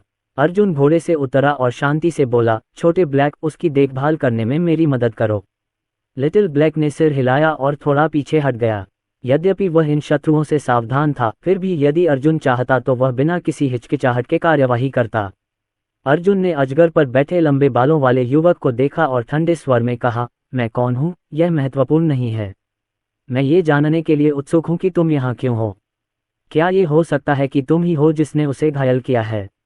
लंबे बालों वाले युवक ने स्पष्ट रूप से यह उम्मीद नहीं की थी कि एक घटिया संत लोक साधक उससे इस तरह की आवाज में बात करने की हिम्मत करेगा। उसने धीरे से अपना हाथ नीचे दबाया और अजगर का सिर आगे की ओर झुक गया जब तक कि वह अर्जुन से केवल कुछ मीटर की दूरी पर नहीं आ गया। अर्जुन को लगा कि उसके शरीर में खून जम गया है। उसके कानों में ठंडक की आवाज गूंजी, तुम कुनलुन पर्वतों में पहले व्यक्ति हो जिसने मुझसे इस तरह बात करने की हिम्मत की है। भले ही तुम मूल राजा क्षेत्र के विशेषज्ञ हो, फिर भी तुम्हें मेरे घोड़े के आगे झुकना पड़ेगा। मैं तुम्हें आखिरी मौका देता हूं कि तुम मुझे वह बताओ जो मैं जानना चाहता हूं, नहीं तो मैं तुम्हें 10,000 तलवारों से छेदे जाने का दर्द सहने दूंगा। अर्जुन कुछ नहीं बोला। वह वैद्यनाथ की बात सुन रहा था, जिसकी आवाज उसके कानों में गूंज रही थी। वैद्यनाथ ने जो बताया उसके आधार पर उसे कुछ बातें समझ में आईं। इन लोगों की साधना का स्तर बहुत ऊंचा नहीं था। वह युवक, जिसे दाईश्वाई कहा जाता था, केवल एक शिखर स्तर के मूल क्षेत्र साधक था। वह मूल राजा क्षेत्र तक पहुंचने से बस एक कदम दूर था। उसके पीछे के अधिकांश लोग भी मूल क्षेत्र के साधक थे। एकमात्र डरने वाली चीज थी दाईश्वाई की तलवार, जो एक अत्यंत शक्तिशाली प्राचीन तकनीक से युक्त थी। सबसे महत्वपूर्ण बात यह है कि यह प्राचीन तकनीक व्यक्ति की आध्यात्मिक इच्छा शक्ति को 10 मील के दायरे तक ही सीमित रखती थी। दूसरे शब्दों में, वैद्यनाथ और मोन्निंग की शक्तियों का उपयोग नहीं किया जा सका। यही कारण था कि धर्मेंद्र इतनी बुरी तरह घायल हो गए। आध्यात्मिक इच्छा शक्ति का उपयोग करने में असमर्थ ये शक्तिशाली विशेषज्ञ आम लोगों से अलग नहीं थे। शिष्य, उनका एकमात्र लक्ष्य धर्मेंद्र को अपने साथ ले जाना है, इसलिए उन्होंने कोई सच्चा विशेषज्ञ नहीं भेजा। ये तुम्हारे लिए अच्छी खबर है। हालांकि बुरी खबर यह है कि हम इस लड़ाई में आपकी मदद नहीं कर सकते। अगर आप उनसे निपट नहीं सकते तो आपको भागने का कोई रास्ता सोचना चाहिए। अर्जुन ने अपनी आंखें सिकुड़कर उस रक्त ड्रैगन की ओर देखा जो आकाश के ऊपर बादलों में छिपा हुआ था। रक्त ड्रैगन की हत्या की मंशा आसपास की सारी रक्त ऊर्जा को अवशोषित करने के बाद काफी सघन हो गई थी, फिर भी इन लोगों ने इसकी उपस्थिति पर ध्यान नहीं दिया था। वह खूनी ड्रैगन की हत्या की मंशा का इस्तेमाल कर सकता था और वैद्यनाथ की चांदी की सुई भी इस्तेमाल के लिए तैयार थी। उसकी राय में उसके लिए उसे मारकर बाहर निकलना मुश्किल नहीं होगा। सबसे महत्वपूर्ण बात यह है कि ये लोग ही उसके पास उस रहस्य का एकमात्र सुराग थे जिसे ये प्राचीन शक्तिशाली विशेषज्ञ उससे छिपा रहे थे। वह ये भी जानता था कि वह हमेशा संसार कब्रिस्तान के प्राचीन शक्तिशाली विशेषज्ञों पर भरोसा नहीं कर सकता था। चूंकि वह तलवार आध्यात्मिक इच्छा को नियंत्रित कर सकती थी, इसलिए दुनिया में उसके जैसी अन्य आध्यात्मिक कलाकृतियां भी होंगी। अंत में उसकी अपनी व्यक्तिगत शक्ति ही सबसे महत्वपूर्ण चीज थी। अर्जुन ने अब कोई हिचकिचाहट नहीं दिखाए और एक कदम आगे बढ़ा दिया। मुझे बहुत उत्सुकता है, आपको इतना आत्मविश्वास किस बात से मिलता है? आपकी पीठ पर तलवार या आपके पैरों के नीचे वह अजगर? दाइशुआई चौंक गया। उसने कभी नहीं सोचा था कि एक संत क्षेत्र साधक उसके सामने खड़े होने की हिम्मत करेगा। इस यात्रा का उसका एक ही उद्देश्य था, धर्मेंद्र की दिव्य आत्मा को ले जाना। लेकिन ये युवक अचानक कहीं से आ गया था और संदिग्ध व्यवहार कर रहा था। उसे जांच करनी थी। उसने अपने पास खड़े मूल क्षेत्र के साधकों की ओर देखा और उदासीनता से कहा, यदि हम इस व्यक्ति को जीवित वापस ले आएं, तो वह व्यक्ति संभवतः बहुत खुश होगा। हाँ, युवा मास्टर। जैसे ही उसने बोलना समाप्त किया, अर्जुन की ओर हत्या की ठंडी मंशा व्यक्त की गई और 3 आकृतियां चमक उठीं और धुंधली हो गईं। जब वे अर्जुन के पास पहुंचने वाले थे, तो उन्होंने अपनी तलवारें निकाल लीं और अर्जुन के दंतयान और भुजाओं पर निशाना साधा। चूंकि उन्हें उसे जीवित ही पकड़ना था, इसलिए वे उसे अपंग बना देंगे। हालांकि अर्जुन को बिल्कुल भी डर नहीं था। संत क्षेत्र में प्रवेश करने के बाद वह अधिकांश मूल क्षेत्र साधकों से निपटने के लिए पर्याप्त मजबूत था और अगर वह चाहता तो उन्हें मार भी सकता था। उसने अपने पैर मोड़ लिए और जैसे ही तीनों तलवारें हवा में उसकी ओर बढ़ीं, वह अचानक 6 से 7 मीटर ऊपर उछल गया। फिर ड्रैगन स्लेयर हेवन तलवार को ऊपर उठाकर उसने एक शक्तिशाली वार किया। जीवन रून से बिजली की शक्ति प्रस्फुटित हुई, जिससे उसकी तलवार का प्रहार बिजली से भर गया। जब तीनों व्यक्तियों ने अर्जुन को बिजली के देवता की तरह आकाश से उतरते देखा तो पूरे क्षेत्र में एक शक्तिशाली शक्ति छा गई। उन्होंने आंखें सिकोड़ लीं। यह आदमी उनकी कल्पना से भी ज्यादा भयानक था। सबसे महत्वपूर्ण बात यह है कि यह वह शक्ति नहीं थी जो एक संत क्षेत्र साधक के पास होनी चाहिए। उन तीनों ने बिना किसी हिचकिचाहट के एक पंक्ति बना ली। ऐसा करते ही उनके चारों ओर एक दीवार खड़ी हो गई। हालांकि ड्रैगन स्लेयर हेवन स्वॉर्ड की शक्ति इसे कुचलने के लिए पर्याप्त शक्तिशाली थी और अवरोध एक जोरदार धमाके के साथ टूट गया और बहते हुए तलवार क्यूई ने उन तीनों को उड़ा दिया। वे उसके सामने किसी भी तरह से टिक नहीं सकते थे। जैसे ही वे अपने शरीर को स्थिर करने की कोशिश कर रहे थे, उन्हें एहसास हुआ कि एक छायादार आकृति ने उन्हें पकड़ लिया है। इस समय बिजली की चमक रस्सियों की तरह थी जिसने उन्हें बांध दिया और उन्हें झटका दिया, जिससे वे स्थिर हो गए। कुछ सेकंड बाद उनकी छाती पर 3 खूनी घाव दिखाई दिए। उन्हें ये देखकर बहुत आश्चर्य हुआ कि घाव और भी बड़े होते गए और आखिरकार वे खूनी धुंध में बदल गए। इस भयावह दृश्य के बीच अर्जुन ने अपना सिर उठाया और ड्रैगन स्लेयर हेवन तलवार को लंबे बालों वाले युवक की ओर तान दिया। अब तुम में कितना आत्मविश्वास है? तुम तो अभी तक मूल राजा के दायरे तक भी नहीं पहुंचे हो। मुझे माफ करना, लेकिन मेरी नज़र में तुम एक बेकार इंसान हो। अर्जुन की ठंडी आवाज गूंजी। एक शीर्ष स्तरीय मूल क्षेत्र विशेषज्ञ को एक संत क्षेत्र के लड़के द्वारा नीची नज़र से देखा जा रहा था। कोई भी इस बात पर यकीन नहीं करेगा। हालांकि अर्जुन के विस्फोटक हमले ने सचमुच सभी को चौंका दिया था। दाइशुआई ने भौहें सिकुड़ी और उसके गर्व भरे चेहरे पर आश्चर्य की झलक दिखाई दी। इस युवक ने 3 मूल क्षेत्र साधकों को इतनी आसानी से मार डाला था। हालांकि उन्होंने अपने प्रतिद्वंद्वी को कम आंका था, लेकिन अर्जुन की विस्फोटक शक्ति असली थी। इसके अलावा उन्हें यह भी एहसास हुआ कि यह बच्चा युद्ध के लिए पैदा हुआ था। उसके शरीर से खून की बहुत मोटी गंध बह रही थी। क्या वह कुनलुन पर्वत का कोई हत्यारा हो सकता है? उसने सोचना बंद कर दिया और अपने पीछे खड़े दर्जनों लोगों से कहा, आपके पास 10 सेकंड हैं। इस कूड़े के टुकड़े को नीचे उतारो। हाँ, युवा मास्टर। हालांकि इससे पहले कि वे कुछ भी करते, अर्जुन ने अपनी सच्ची क्यूई को अपने पैरों में डाल लिया था और दाइशुआई की ओर दौड़ पड़ा। इस समूह को वश में करने के लिए उसे इसके नेता को पकड़ना या मारना था। एक बार ऐसा हो गया तो वे नेतृत्वविहीन और अराजक हो जाएंगे। दाइशुआई की नज़र उदासीन थी। ये देखकर कि उसके सामने संत लोक का वह बदमाश कितना लापरवाह था, उसने कहा, स्वर्गीय अजगर, मैं नहीं चाहता कि इस तरह का कचरा मेरे बहुत करीब आए। विशालकाय अजगर ने तुरंत हरकत में आकर पलटकर अपनी पूंछ अर्जुन की ओर बढ़ा दी। जवाब में अर्जुन ने 9 स्वर्ग रहस्यमय सूर्य तकनीक का प्रयोग किया और अपनी तलवार से पूंछ पर वार किया। टकराना। हालांकि कुछ ऐसा हुआ जिसने उसे चौंका दिया। हालांकि उसने मायरी डाउंस तलवार तकनीक का इस्तेमाल किया था, लेकिन सांप की पूंछ स्टील की तरह सख्त थी और जब उसकी तलवार जमीन पर गिरती थी तो सांप के तराजू की सतह पर फिसलने पर उसमें से केवल तीव्र चिंगारी निकलती थी। उसी समय प्रतिक्षेप बल के कारण वह जमीन पर गिर पड़ा, जिससे एक गहरा गड्ढा बन गया। इस बिंदु पर लिन किंगक्सुआन ने कहा, शिष्य, उस तलवार के अलावा आपको इस विशालकाय अजगर को कम नहीं आंकना चाहिए। आपके स्तर पर भले ही आप एक शक्तिशाली आध्यात्मिक तलवार का उपयोग करें, इसे काटना असंभव है। इसका शरीर स्टील की तरह कठोर है और यह उस आदमी से कहीं अधिक परेशान करने वाला है। इससे पहले कि अर्जुन संभल पाता, उसने एक बड़ी काली छाया को अपनी ओर आते देखा। यह विशालकाय अजगर की पूंछ थी। वार सहते हुए अर्जुन 10 कदम पीछे हट गया। उसका खून खौल उठा और उसके हाथ कांपने लगे। दाइशुआई ने अर्जुन की ओर देखा और अपना सिर हिलाया। आपको सोल स्वॉर्ड संप्रदाय के सामने इतना अहंकारी व्यवहार नहीं करना चाहिए था। हालांकि सोल स्वॉर्ड संप्रदाय कुनलुन पर्वतों में शायद ही कभी दिखाई देता है, लेकिन इसका मतलब यह नहीं है कि हमारा अपमान किया जा सकता है। अगर मेरा वाहन भी आपको कुचल सकता है तो मुझे कुछ करने की क्या जरूरत है। अपनी जगह जानो, कचरा। दाइशुआई ने व्यंग्य करते हुए आदेश दिया, स्वर्ग अजगर, इस आदमी के अंगों को अपंग कर दो। तेज हवा के झोंके के साथ ही अजगर का शरीर मुड़ता और आगे की ओर झुकता रहा। हालांकि जैसे ही वह उसे छूने वाला था, अर्जुन ने ड्रैगन स्लेयर हेवन स्वॉर्ड को वापस खींच लिया। इससे दाइशुआई की मुस्कान और भी खिल गई। ऐसा लग रहा था कि इस बच्चे ने अपनी किस्मत को स्वीकार कर लिया है। हालांकि यह अजगर को उसे अपंग बनाने से नहीं रोक पाएगा। इस समय अर्जुन ने अचानक आकाश की ओर इशारा किया और गरजते हुए कहा, चूंकि आप मुझे दबाने के लिए अपनी सवारी का उपयोग कर रहे हैं, इसलिए मुझे भी इसका जवाब देना चाहिए। ये सुनकर दाइशुआई की नज़र काले बाघ राजा पर पड़ी।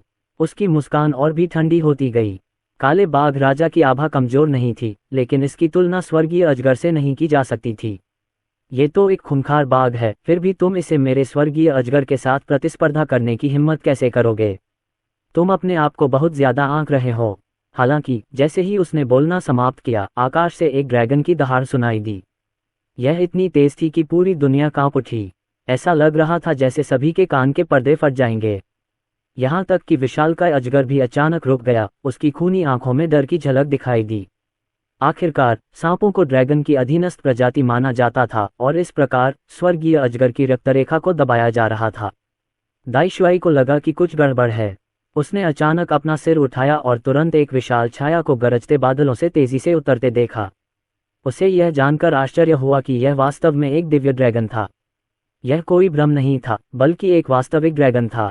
रक्त ड्रैगन ने उतरते समय एक राक्षसी आभा उत्सर्जित की और तुरंत ही मूल क्षेत्र के दर्जनों साधकों को निगल लिया। उनमें से कोई भी इसके रास्ते में नहीं आ सका। अर्जुन भी थोड़ा उलझन में था। खूनी ड्रैगन इतना शक्तिशाली कब हो गया? क्या ये धोखा था? उन्होंने ये भी पाया कि रक्त ड्रैगन का शरीर लगभग मूर्त था। संरचना के भीतर हजारों लाशों पर नजर डालते हुए उसने महसूस किया कि वहां उसकी अपेक्षा कहीं अधिक रक्त ऊर्जा और हत्या की मंशा थी। पिछली बार वध की भूमि में सैकड़ों शवों की रक्त ऊर्जा और हत्या की मंशा को अवशोषित करने के बाद ये पहले से ही अत्यंत शक्तिशाली हो चुका था, इसलिए अब हजारों को अवशोषित करना स्वर्ग विरोधी प्रतीत हो रहा था। अंततः उसे समझ में आ गया कि धर्मेंद्र ने ऐसा क्यों कहा था कि रक्त ड्रैगन ही उसका सबसे मजबूत तुरुप का पत्ता होगा। यही कारण था। सब कुछ खा लेने के बाद रक्त ड्रैगन ने थोड़ा चबाया और फिर निगल लिया और उड़कर अर्जुन के पास गया। फिर उसने समर्पण में अपना सिर नीचे कर लिया। अर्जुन ने एक कदम आगे बढ़ाया और रक्त अजगर के सिर पर चढ़ गया। जब उसने अपना सिर उठाया और अपना शरीर सीधा किया तो वह स्वर्गीय अजगर से भी ऊंचा हो गया। इससे उत्पन्न दबाव से विशालकाय अजगर का शरीर कांपने लगा। अपने वाहन के अजीब व्यवहार को महसूस करते हुए दाइशुआई अवचेतन रूप से कुछ कदम पीछे हट गया और लगभग गिर गया। ये कैसे संभव है? एक दिव्य ड्रैगन को सवारी के रूप में एक संत लोक साधक के पास ऐसा करने के लिए क्या योग्यताएं हैं? इससे पहले कि वह कुछ प्रतिक्रिया दे पाता, एक शांत आवाज उसके कानों में गूंजी। कैसा है? क्या तुम्हें मेरी सवारी पसंद है? अर्जुन ने दाइशुआई की ओर देखा और कहा, ब्लड ड्रैगन, मुझे उसके जैसे कचरे का मेरे बहुत करीब आना पसंद नहीं है। उसने ये वाक्य दाइशुआई को वापस कर दिया। इस समय दाइशुआई की अभिव्यक्ति अपमानित होने से क्रूर हो गई। उसके पीछे एक बहुत बड़ी ताकत खड़ी थी। शुरू से ही अनगिनत लोगों ने उसे खुश करने की पूरी कोशिश की थी, इसलिए उसे कभी इतना अपमान नहीं सहना पड़ा था। स्वर्गीय अजगर, मार डालो। इससे पहले कि वह बोलना समाप्त कर पाता, एक अजगर की दहाड़ गूंज उठी। ये दहाड़ खून और हत्या की अंतहीन भावना से भरी हुई थी, जिसके कारण उसके पैरों के नीचे मौजूद विशालकाय अजगर धराशायी हो गया। उसने समर्पण में अपना सिर नीचे कर लिया। हेवनली पायथन, तुम ऐसा कैसे कर सकते हो? जल्दी उठो, अर्जुन ने व्यंग्यात्मक लहजे में कहा। इतनी मेहनत करने की कोई जरूरत नहीं है। आप। दाइशुआई ने अपना सिर उठाया, उसकी दुष्ट आंखें आग की लपटों में बदलने वाली लग रही थीं। अचानक हवा का एक झोंका उसके पास से गुजरा और एक ज्वलंत लाल छाया उसकी ओर टूटकर आ गिरी। यह एक रक्त ड्रैगन की पूंछ थी। दाइशुआई के चेहरे पर अचानक से बदलाव आ गया। वह अपनी पीठ पर लगी तलवार निकालना चाहता था, लेकिन बहुत देर हो चुकी थी। टकराना, उसका शरीर उड़ गया और उसने मुंह से खून थूक दिया। तलवार भी हवा में उछली और फिर जमीन में धंस गई। जब तलवार को ढकने वाला फटा हुआ कपड़ा गिर गया और तलवार प्रकट हो गई, तो एक अंतहीन वीरानी का वातावरण फैल गया। तलवार पर बने पैटर्न बिल्कुल दाइशुआई के शरीर पर बने पैटर्न जैसे ही थे। अचानक अर्जुन ने देखा कि उसकी जेब में रखा काला पत्थर उड़कर आकाश में तैर रहा था। क्या ये तलवार संसार कब्रिस्तान से संबंधित हो सकती है? दाइशुआई ने भी पत्थर को हवा में तैरते हुए देखा और उसकी आंखों में ऐसा लग रहा था जैसे उसने कोई भूत देख लिया हो। ये पत्थर वास्तव में उस चीज से मेल खाता था जो उसे पहले भी दिखाई गई थी। ये बिल्कुल वैसा ही था। कुछ लोग इस पत्थर को एक प्राचीन बुरी वस्तु कहते थे और कहते थे कि इस वस्तु को प्राप्त करने का मतलब निश्चित मृत्यु है। हालांकि उस महान विशेषज्ञ ने इस पत्थर को एक दिव्य वस्तु माना जिसे उसे प्राप्त करना था। इसलिए बिना किसी हिचकिचाहट के उसने आगे बढ़कर काला पत्थर पकड़ लिया। उसकी आंखें लालच से भरी थीं। एक बार जब उसने ये पत्थर प्राप्त कर लिया और इसे उस शक्तिशाली विशेषज्ञ को भेंट कर दिया, तो उसकी साधना और शक्ति निश्चित रूप से उच्च स्तर तक बढ़ जाएगी। स्वाभाविक रूप से अर्जुन दूसरे पक्ष को सफल नहीं होने देंगे। ब्लड ड्रैगन, मैं बाकी सब तुम्हारे ऊपर छोड़ दूंगा, लेकिन मैं उसे जीवित चाहता हूँ। एक ड्रैगन की दहाड़ गूंजी और रक्त ड्रैगन तुरंत दाइशुआई की ओर बढ़ गया। वह इतनी तेजी से आगे बढ़ा कि कोई भी प्रतिक्रिया नहीं कर सका और उसकी हिंसक हत्या की मंशा ने आसपास के वातावरण को अपनी चपेट में ले लिया। इससे पहले कि दाइशुआई काले पत्थर को छू पाता, खून का ड्रैगन उसके सामने प्रकट हो गया। उसने अपना मुंह खोला और आग उगल दी, जिसने एक तेज तलवार का रूप ले लिया और दाइशुआई की बांह को काट दिया जो काले पत्थर को छूने ही वाली थी। तभी उसके मुंह से निकली हवा के धमाके से दाइशुआई उड़ गई। वह रक्त ड्रैगन जिसने 1000 लाशों की रक्त ऊर्जा को अवशोषित किया था, अत्यंत शक्तिशाली था। एकमात्र दोष ये था कि इसमें समय सीमा थी। एक बार रक्त ऊर्जा का उपयोग हो जाने पर यह फिर से भ्रामक हो जाता था। अर्जुन ने यह भी सोचा कि अगर रक्त ड्रैगन 10,000 लाशों की शक्ति को अवशोषित कर ले तो ये कितना भयानक होगा। क्या यह उन अस्तित्वों से निपटने के लिए पर्याप्त शक्तिशाली होगा जो मूल राजा क्षेत्र या उससे ऊपर पहुंच चुके हैं? जब दाइशुआई ने उस जगह को देखा जहां कभी उसका हाथ था, तो गुस्से से दहाड़ उठी। उसकी आंखें क्रोध और द्वेष से भरी हुई थीं। अपने जीवन के सभी वर्षों में वह पहले कभी इतनी दयनीय स्थिति में नहीं पहुंचा था। ये दिव्य ड्रैगन एक संत लोक के बालक की बातों पर ध्यान क्यों दे रहा था? वह वास्तव में इसका पता नहीं लगा सका। इस दुनिया में क्या गलत था? जैसे ही वह खड़ा होने वाला था, एक पैर उसकी छाती पर आया और उसे नीचे धकेल दिया गया। वह अर्जुन था। अर्जुन ने अपना हाथ आगे बढ़ाया और एक ठंडी चमक उसके हाथ में आ गई। ये ड्रैगन स्लेयर हेवन तलवार थी। फिर उसने तलवार की धार दाइशुआई की गर्दन पर रख दी, जिससे खून बहने लगा। यदि अर्जुन थोड़ा भी हिलता तो दाइशुआई की मृत्यु निस्संदेह हो जाती। मैं तुमसे पूछता हूँ, क्या तुम उस काले पत्थर को पहचानते हो? अगर तुम झूठ बोलोगे तो तुम्हें पहले से ही पता है कि क्या होगा। अर्जुन उस आदमी की आंखों में लालच देखकर बता सकता था कि उसने पहले भी काला पत्थर देखा होगा। चूंकि वह काला पत्थर संसार कब्रिस्तान का वाहक था, इसलिए वह किसी न किसी रूप में संसार कब्रिस्तान से जुड़ा हुआ था। दाइशुआई पहले से ही गंभीर रूप से घायल था और उसके मुंह से खून बह रहा था। इस समय उसके पास अर्जुन और रक्त ड्रैगन को हराने का कोई मौका नहीं था। फिर भी उसने अपना सिर घुमाना ही उचित समझा और ठंडे स्वर में कहा, बेटे, मुझसे बात करवाने के बारे में सोचना भी मत। तुम्हें यह भी नहीं पता कि तुमने किस तरह के अस्तित्व को ठेस पहुंचाई है। अगर उन लोगों को पता चल गया तो कुनलुन पर्वत तुम्हारी कब्रगाह बन जाएगा और तुम्हारे कारण ये पूरा स्थान नरक में बदल जाएगा। मैं तुम्हें सलाह देता हूं कि इससे पहले कि चीजें हाथ से निकल जाएं, तुम आज्ञाकारी होकर समर्पण कर दो। अन्यथा जब शक्तिशाली विशेषज्ञ उतरेगा तो तुम और तुम्हारे आसपास के लोग खत्म हो जाएंगे। ये देखकर कि उसके दुश्मन का सहयोग करने का कोई इरादा नहीं था, उसने अपनी तलवार घुमाई और तलवार के पिछले हिस्से को सीधे दाईशुआई के गाल पर दे मारा।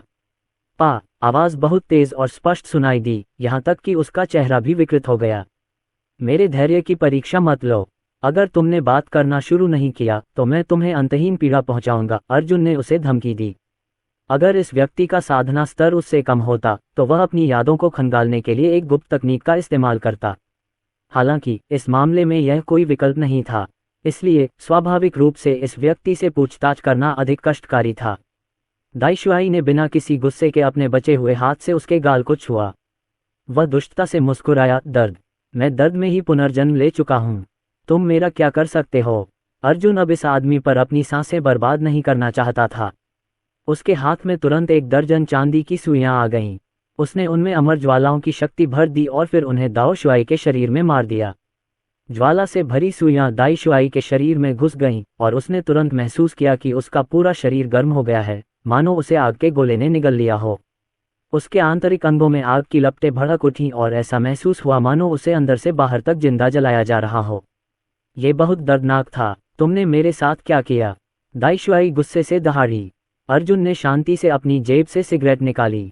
उसने अपनी उंगली हिलाकर लौ जलाए और फिर उसे अपने मुंह में डाल लिया। उसकी ठंडी आंखें दाईशुआई पर घूम गईं। क्या आपने अमर ज्वालाओं के बारे में सुना है? वे कभी नहीं बुझती और सब कुछ भस्म कर सकती हैं।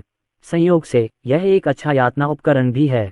मुझे आश्चर्य है कि आपका शरीर कितने समय तक टिकेगा। ये सुनकर दाईशुआई का चेहरा और भी क्रूर हो गया। वह लगातार दहाड़ता रहा और उसका शरीर सिकुड़कर गेंद जैसा हो गया। पूरे 5 मिनट तक प्रताड़ित किए जाने के बाद वह इसे और सहन नहीं कर सका और जल्दी से बोला, यदि आप कुछ जानना चाहते हैं तो पहले इन लपटों को हटाएं। जल्दी करें, अन्यथा आप कभी नहीं जान पाएंगे। अर्जुन ने सिगरेट की राख को झाड़ दिया, लेकिन कोई हरकत करने का कोई संकेत नहीं दिया। इस समय दाईशुआई ने अर्जुन को ऐसे देखा जैसे वह किसी राक्षस का सामना कर रहा हो। ऐसी यातना कौन सह सकता है? बेशक उसके पास इसे खत्म करने का कोई उपाय था, लेकिन खूनी ड्रैगन उसे घूर रहा था। अगर वह अचानक कोई हरकत करता तो वह निश्चित रूप से मर जाता। मैं बात करूंगा। हालांकि अगर अमर ज्वालाएं बंद नहीं हुई तो मैं ज्यादा देर तक नहीं टिक पाऊंगा।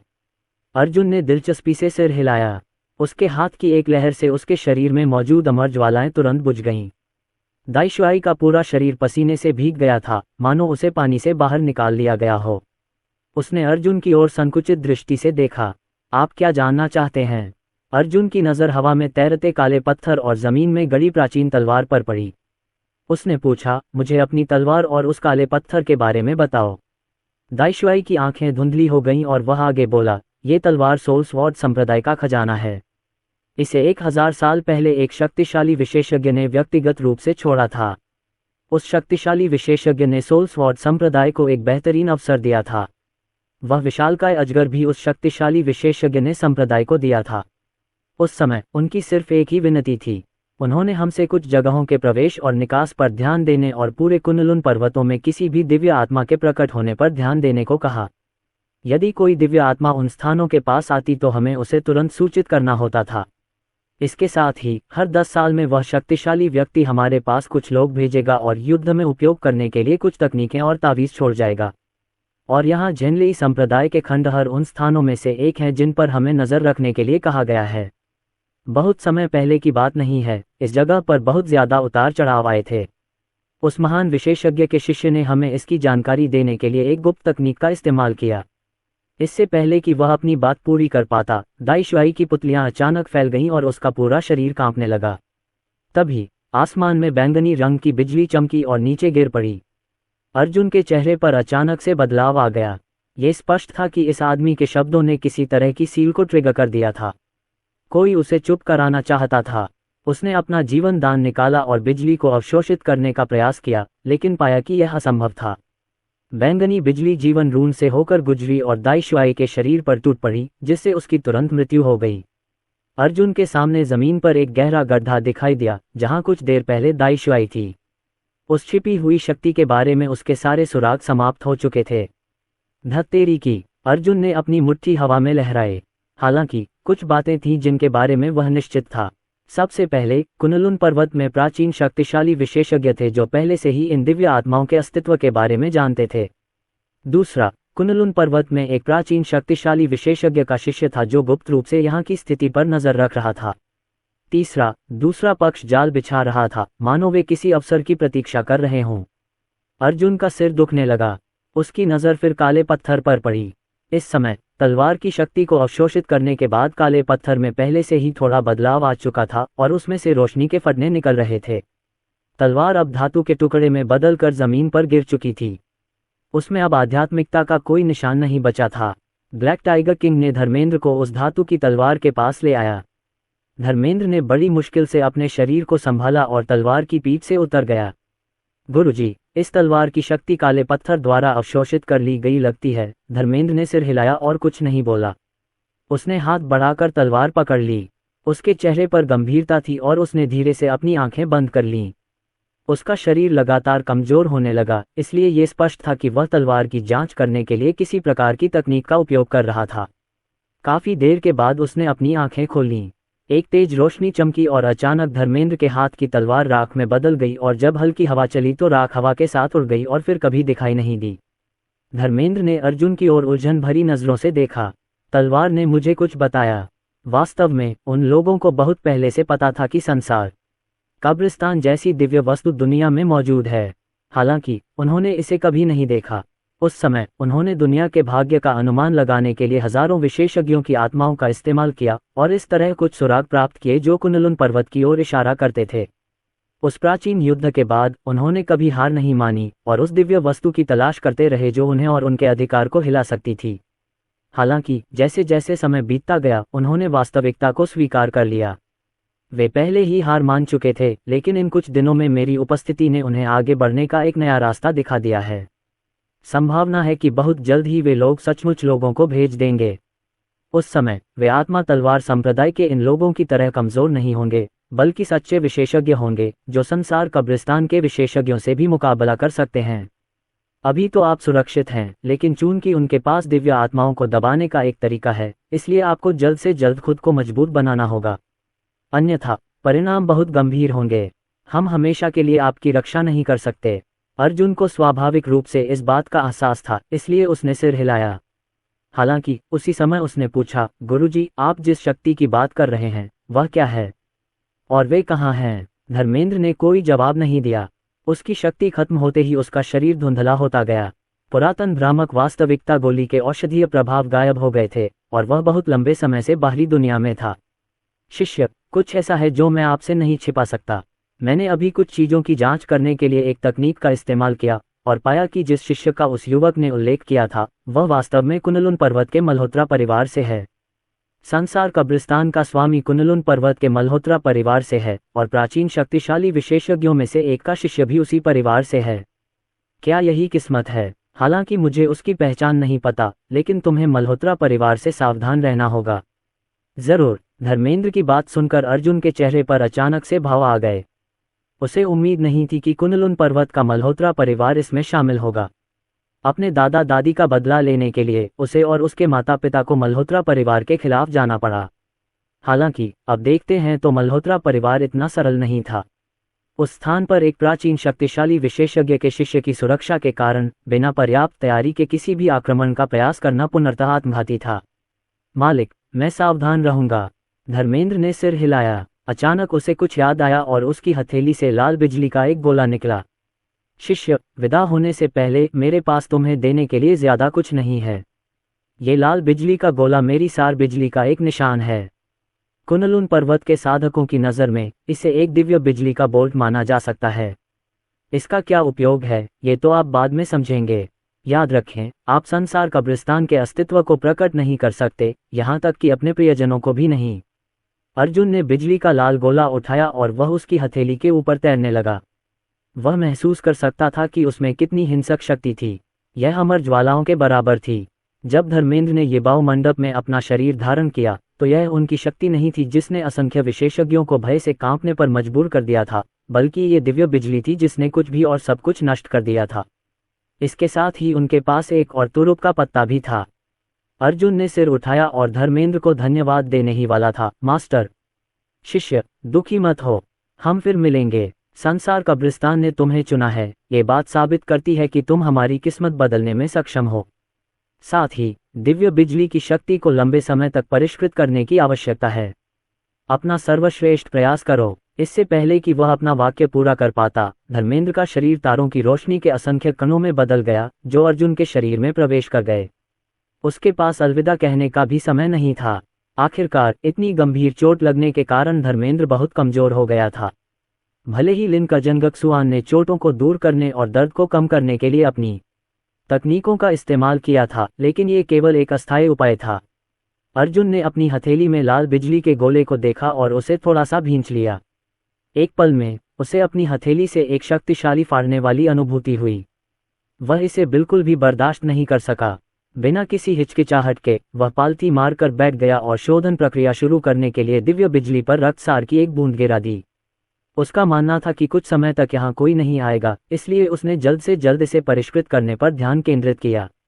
एक बार जब वह सफल हो गया तो उसे सियान फीनिक्स संप्रदाय की ग्रैनी हुआ से लड़ने में कुछ आत्मविश्वास मिलेगा। उसी समय कुनलुन पर्वत की गहराई में आड़ू के फूलों के जंगल में एक विशाल प्रांगण था जो 1000 एकड़ के क्षेत्र में फैला हुआ था। ये कुनलुन पर्वत के ज्यादातर परिवारों के क्षेत्रों से कहीं ज्यादा बड़ा था। प्रांगण के प्रवेश द्वार पर लगी पट्टिका पर 2 शब्द उत्कीर्ण थे, मल्होत्रा परिवार। इस जगह पर एक प्राचीन आभा फैली हुई थी और यहाँ आध्यात्मिक ऊर्जा बहुत सघन थी। आंगन के अंदर एक बूढ़ा व्यक्ति जो साधना कर रहा था, उसने अचानक अपनी आंखें खोलीं। उसकी आंखों में आश्चर्य का भाव था। ये कैसे संभव है? आत्मा तलवार संप्रदाय वास्तव में नष्ट हो गया था। ऐसा लगता है कि कुछ लोग अब और शांत नहीं बैठ सकते। वह चीज आखिरकार सामने आ ही गई। 1000 साल पहले की भविष्यवाणी सही थी। मुझे आश्चर्य है कि मल्होत्रा परिवार की इसमें क्या भूमिका है। हालांकि मैं जानना चाहूंगा कि इस बार आप 100 लोग विजयी होते हैं या मेरे स्वामी। हाँ। स्टोरी पसंद आए तो like, comment, share and channel को सब्सक्राइब करो और इसी तरीके का बेहतरीन कंटेंट के लिए हमारे टेलीग्राम ग्रुप को ज्वाइन करो।